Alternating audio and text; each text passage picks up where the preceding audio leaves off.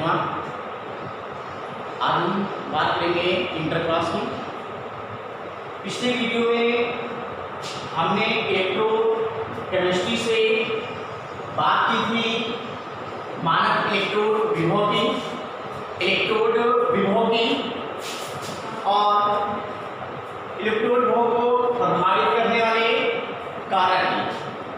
आज हम बात करेंगे विद्युत अपघटन की। विद्युत अपघटन की जब हम बात करते हैं तो विद्युत अपघटन, विद्युत मतलब क्या होता है, यानी वैद्युत और अपघटन, यानी कहने का मतलब ये होता है कि किसी भी विद्युत अपघट का विद्युत धारा द्वारा अपघटन विद्युत अपघटन कहलाता है। किसी भी विद्युत अपघट का विद्युत धारा द्वारा अपघटन विद्युत अपघटन कहलाता है। विद्युत अपघट की हम बात करते हैं, इसको इलेक्ट्रोलाइट कहते हैं। इसमें विद्युत अपघट पदार्थ की बात करते हैं, जैसे NaCl की बात करते हैं। NaCl क्या है? एक प्रकार का विद्युत अपघट्य पदार्थ। विद्युत अपघट्य पदार्थ का मतलब यहाँ पर ये है कि क्या होता है कि जब इसमें विद्युत धारा जब हम प्रवाहित करते हैं तो विद्युत धारा प्रवाहित करने में क्या होता है कि इसका वैद्युत अपघटन होता है। और जब वैद्युत अपघटन होता है और ये जो विद्युत जो अपघटन है ये विद्युत अपघटनी सेल में कराया जाता है। विद्युत अपघटनी सेल में क्या होता है? विद्युत अपघटनी सेल में हमने बताया था पिछले वीडियो में कि क्या होता है कि इसमें यहाँ पर दो इलेक्ट्रोड होते हैं। क्या होता है? दो इलेक्ट्रोड होते हैं और एक आपका क्या होता है, धनात्मक ध्रुव होता है और दूसरा जो होता है वो आपका क्या होता है, ऋणात्मक ध्रुव होता है। जब क्या होता है ये जो दो ध्रुव होते हैं आपके, धनात्मक ध्रुव और ऋणात्मक ध्रुव, जब हम ये कह सकते हैं कि जो धनात्मक ध्रुव होता है उसको हम क्या कहते हैं, एनोड कहते हैं, और जो ऋणात्मक ध्रुव होता है उसको हम क्या कहते हैं, कैथोड कहते हैं। या हम ये कह सकते हैं कि कोई भी आपका इसमें विद्युत अपघट का विलयन होता है और इस विद्युत अपघट के विलयन में क्या होता है, धनात्मक ध्रुव और जो ऋणात्मक ध्रुव होता है इनको क्या होता है, जब विद्युत से हम जोड़ देते हैं और जब इसमें विद्युत धारा जब हम प्रवाहित करते हैं तो क्या होता है, विद्युत अपघटन की क्रिया होती है। और इसके फलस्वरूप क्या होता है कि जो हमारा इलेक्ट्रोलाइट यानी NaCl की बात करते हैं, यहाँ पर सपोज दैट जैसे यहाँ पे लिखा हुआ है 2NaCl। आप यहाँ पर जो NaCl है, सोडियम क्लोराइड, इलेक्ट्रोलाइट, जब इसका विद्युत अपघटन हमको करना होता है तो यहाँ पर देखिए क्या होता है, विद्युत अपघटन। विद्युत अपघटन जब विद्युत अपघटन कराते हैं तो ये जो यहाँ पर लेते हैं हम सोडियम क्लोराइड, ये गलित सोडियम क्लोराइड होता है, गलित सोडियम क्लोराइड, गलित सोडियम क्लोराइड। अब इसका इलेक्ट्रोलाइट होता है, विद्युत अपघटन जब करते हैं तो क्या होता है, जो सोडियम प्रमाण होता है यहाँ पर क्या होता है, ये सोडियम धनायन में टूटता है, सोडियम धनायन में टूटता है। इस तरह से सोडियम धनायन में टूटता है और प्लस हमारा क्या होता है, अभिक्रिया के फलस्वरूप प्लस हमारा Cl2, जिसको हम क्या कहते हैं, क्लोरीन गैस कहते हैं, क्लोरीन गैस। इस तरह से क्या होता है कि जब कोई भी गलित सोडियम क्लोराइड की हम बात करते हैं या हम ये कह सकते हैं कोई भी विद्युत अपघट जो पदार्थ होता है, जब हम उसमें क्या करते हैं, विद्युत अपघटन की क्रिया जब कराते हैं तो क्या होता है कि वो सोडियम धनायन और प्लस Cl2 यानी ये ऋणायन में होते हैं। तो यहाँ पर क्या होता है, धनायन और ऋणायन में टूटने की जो प्रक्रिया होती है वो क्या कहलाती है, विद्युत अपघटन कहलाती है। और विद्युत अपघटन की जो क्रिया होती है वो विद्युत अपघटनी सेल में कराया जाता है।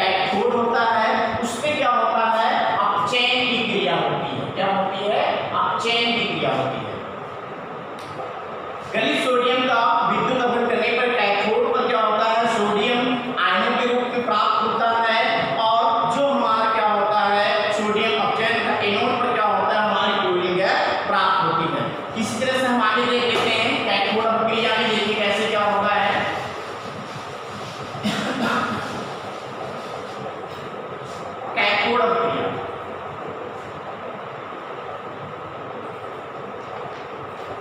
कैथोड अभिक्रिया,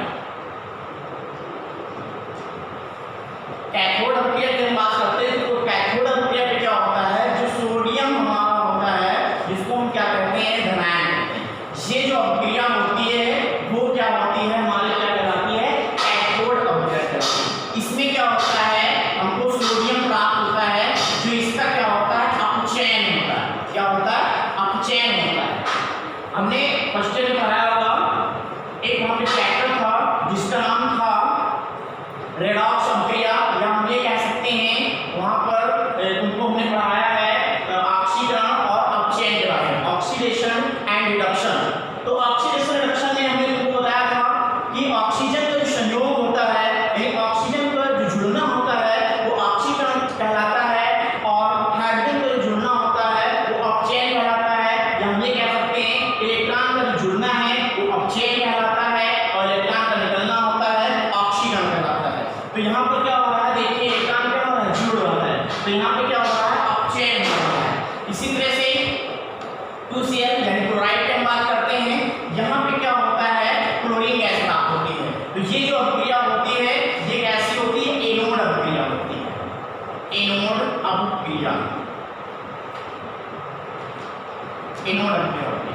इस एनोड अभिक्रिया पे क्या होता है, यहाँ पर देखिए इसमें हमारा क्लोरीन प्राप्त होता है, और प्लस क्या होता है, इसमें इलेक्ट्रॉन मुक्त होते हैं, इलेक्ट्रॉन क्या होते हैं यहाँ पे निकलते हैं। तो यहाँ पे ये जो अभिक्रिया होती है ये क्या कहलाती है, हमारी ऑक्सीकरण की कहलाती है। अब यहाँ पर देखिए क्या हो रहा है, यहाँ पे इलेक्ट्रॉन जुड़ रहा था, क्या कह रहा था, अपचयन कह रहा था। यहाँ पर क्या हो रहा है, जो इलेक्ट्रॉन है वो क्या हो रहा है, यहाँ पे निकल रहा है। तो ये जो अभिक्रिया कहलाती है वो क्या कहलाती है, ऑक्सीकरण कहलाती है। तो इस तरह से हम ये कह सकते हैं विद्युत अपघटन सेल का एनोड सेल जो होता है वो क्या कहलाता है, उसका धन ध्रुव होता है, क्योंकि वह बैटरी के धन ध्रुव से जुड़ा होता है।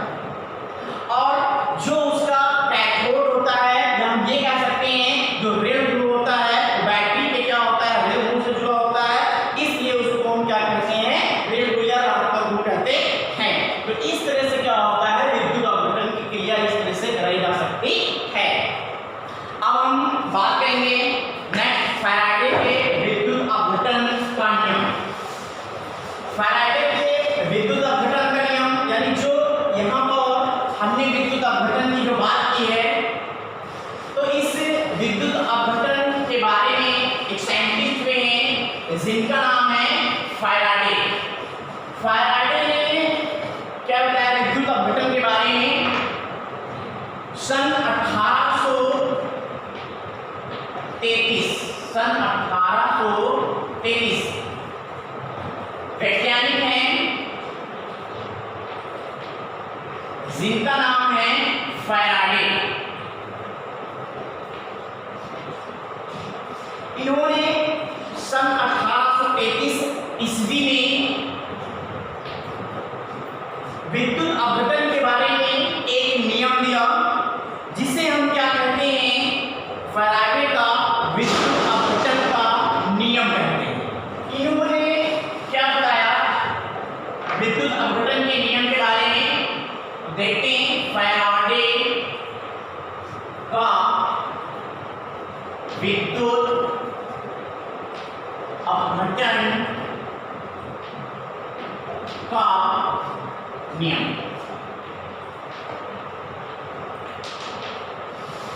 फैराडे के विद्युत अपघटन का नियम, इन्होंने ये बताया कि ब्रिटिश वैज्ञानिक थे कि विद्युत अपघटन में विद्युत ऊर्जा पे विद्युत ऊर्जा की मात्रा, कोई भी मान लीजिए हमारा इलेक्ट्रोड है, तो इस इलेक्ट्रोड में क्या होता है कि जब विद्युत अपघटन जो कराया जाता है तो इसमें बे विद्युत ऊर्जा, यानी जितनी इस विद्युत अपघटन सेल में इसमें जितनी हमारी जो विद्युत होगी, जितनी बे होगी, मतलब खर्च होगी, या जितना यूज होगा, हम ये कह सकते हैं मात्रा, और इलेक्ट्रोड विक्षेपित, यानी ये जो हमारे इलेक्ट्रोड होते हैं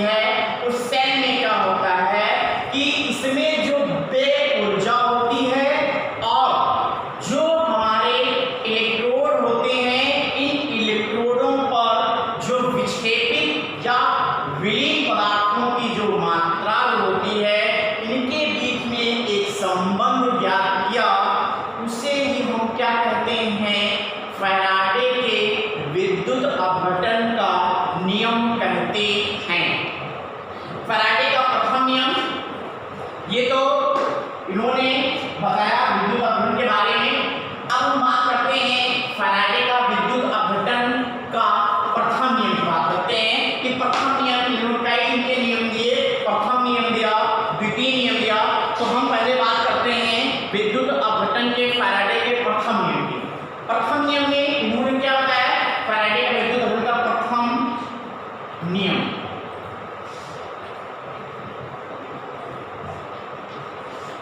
प्रथम नियम में इन्होंने ये कहा कि विद्युत अपघटन में किसी इलेक्ट्रोड पर कोई भी, मान लीजिए आपका ये विद्युत अपघटन की क्रिया को भी मान लीजिए ये विद्युत अपघटन, विद्युत अपघटन, इसमें कोई मान लीजिए विद्युत अपघटन का विलयन भरा हुआ है, कोई भी मान लेते हैं ये विद्युत अपघटन का विलयन, विद्युत अपघटन का विलयन, विद्युत अपघटन का विलयन। इसका ये धन और ध्रुव है और ये इसका ऋण ध्रुव है। अब होता क्या है, इन्होंने प्रथम नियम में ये बताया कि विद्युत अपघटन में किसी इलेक्ट्रोड पर कोई, मान लीजिए इलेक्ट्रोड है, इस इलेक्ट्रोड की बात करते हैं, तो किसी इलेक्ट्रोड पर विक्षेपित या विलीन, विक्षेपित जमा होना या विलीन होना पदार्थ की मात्रा विद्युत अपघटन में प्रवाहित विद्युत की मात्रा के क्या होता है, समानुपाती होता है। यानी कहने का मतलब कि जितनी विद्युत धारा इसमें प्रवाहित होगी, जितनी विद्युत ऊर्जा व्यय होगी, उतना ही जो इसमें विक्षेपित या विलीन पदार्थ की जो मात्रा है, उतना ही विद्युत अपघटन में क्या होगा, प्रवाहित होगी। तो उसकी जो मात्रा है वो क्या होती है, समानुपाती होती है। या हम ये कह सकते हैं W समानुपाती किससे है, कैपिटल Q। जब हम ये कह सकते हैं W is equal to Q, W is equal to ZQ। यहाँ पर हम कह सकते हैं W is equal to ZQ, जहां पर W की हम बात करते हैं, जहां कैपिटल W है, ये क्या है, इलेक्ट्रोड पर विक्षेपित, इलेक्ट्रोड पर विक्षेपित, इलेक्ट्रोड पर विक्षेपित पदार्थ की मात्रा।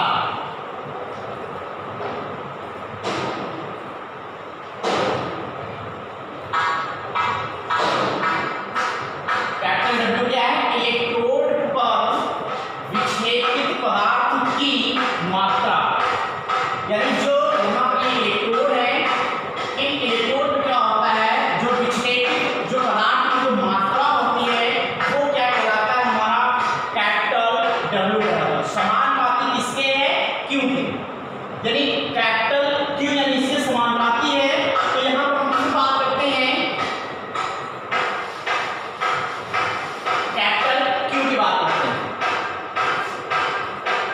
कैपिटल हमने जैसे यहाँ पे तुमको बताया कि क्या होता है कि जो इलेक्ट्रोड होता है, उस इलेक्ट्रोड में जब विद्युत अपघटन कराया जाता है, जब विद्युत धारा जब प्रवाहित करते हैं, तो जितनी विद्युत ऊर्जा इसमें व्यय की जाती है, उतना ही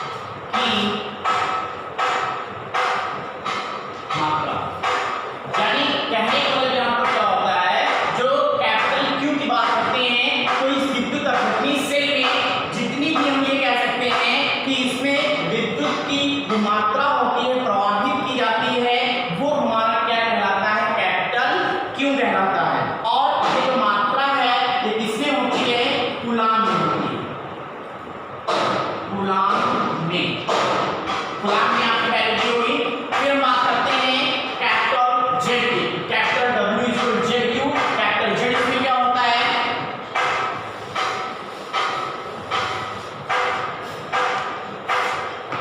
कैपिटल क्यू की बात करते हैं तो कैपिटल जो क्यू होता है ये विक्षेपित पदार्थ,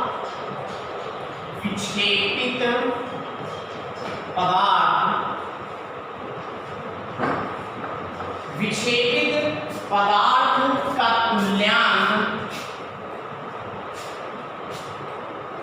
विक्षेपित पदार्थ का तुल्यांक ग्राम में, ये क्या हो जाएगा हमारा कैपिटल जेड हो जाएगा।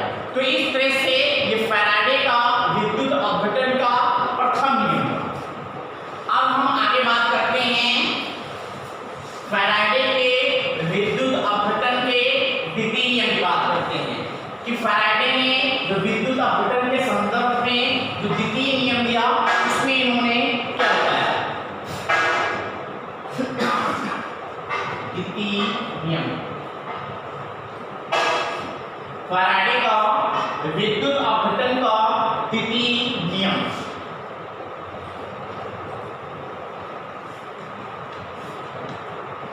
द्वितीय नियम में इन्होंने ये कहा कि विद्युत की समान मात्रा, अगर विद्युत की समान मात्रा भिन्न विद्युत अपघट्यों में, यानी कहने का मतलब ये है कि यहाँ पर जो विद्युत अपघट जो पदार्थ हैं वो क्या है, भिन्न भिन्न है, अलग अलग है। इसलिए मान लीजिए आपका कॉपर सल्फेट का हुआ, यहाँ भी ये मान लीजिए Al2SO4 का हुआ, कॉपर सल्फेट और एल्युमिनियम सल्फेट। यहाँ पर जो विद्युत अपघट जो पदार्थ हैं वो क्या है, भिन्न भिन्न।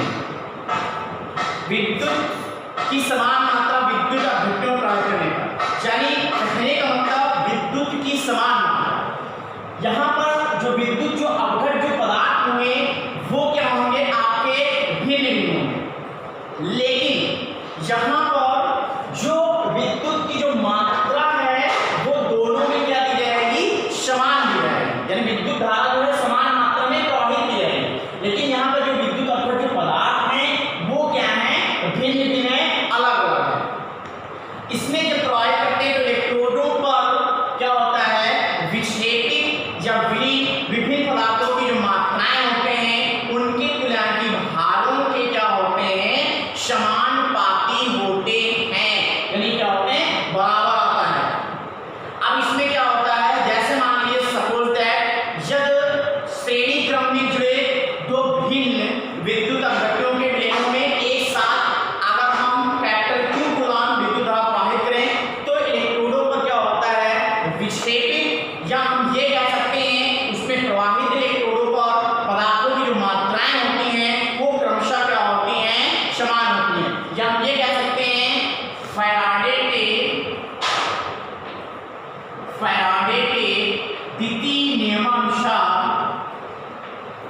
फैराडे के द्वितीय नियमानुसार, फैराडे के द्वितीय नियमानुसार इन्होंने कहा कि W1 upon W2, capital W1 upon capital W2 is equal to E1 upon E2, capital W1 upon capital W2 is equal to E1 upon capital E2।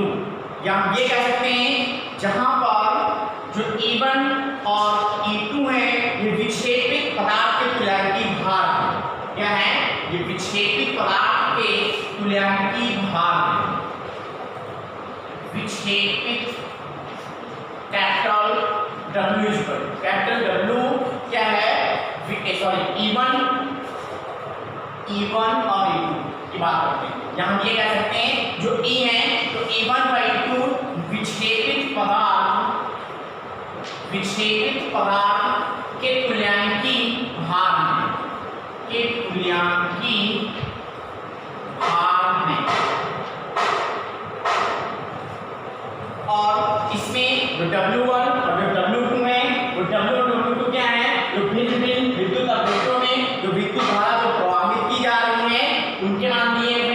तो यहाँ हम ये कह सकते हैं W1/W2 is equal to E1/E2। जितनी क्या होगी समान मात्रा में जो विद्युत धारा प्रवाहित की जाती है तो क्या होता है इसमें जो आपके विक्षेपित या विलीन पदार्थ की मात्राएं होती हैं वो क्या होती हैं उनके प्रदान की भारों के समानुपाती होती हैं। अब हम इसी में आगे बात करते हैं विद्युत रासायनिक श्रेणी।